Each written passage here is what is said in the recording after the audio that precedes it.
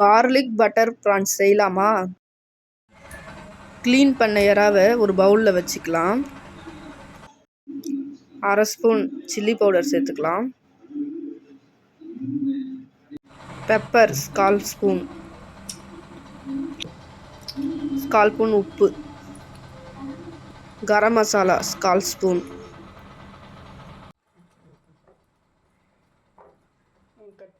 மசாலாவில் எறாவை போட்டு நல்லா மேக்னேட் பண்ணி ஒரு 10 நிமிஷம் ஊற வச்சிடுங்க.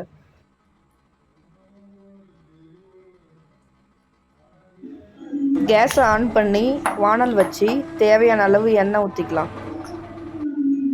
பட்டர் சேர்த்துக்கலாம்.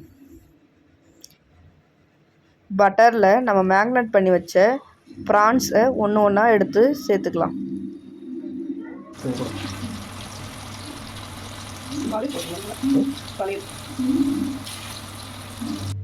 எறா நல்லா வெந்ததுக்கப்புறம் ஒன்று ஒன்றா திருப்பி போட்டுக்கலாம்.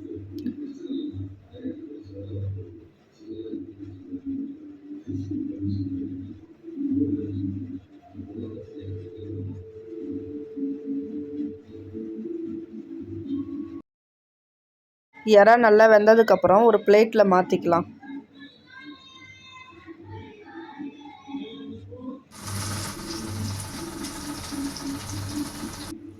அதே வானலில் பட்டர் சேர்த்துக்கலாம்.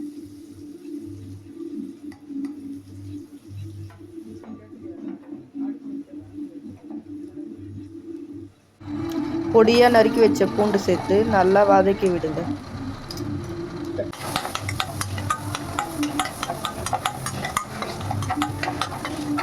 பட்டரில் பூண்டை நல்லா மிக்ஸ் பண்ணி விடுங்க. மிக்ஸ் பண்ணி பூண்டு நல்லா வெந்து வரணும்.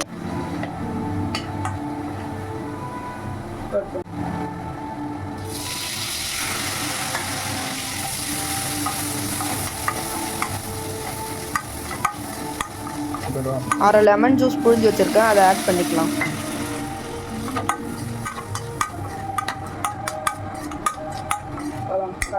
அரை ஸ்பூன் பெப்பர் சேர்த்து நல்லா வதக்கி விட்டு கொத்தமல்லி இலை சேர்த்துக்கலாம்.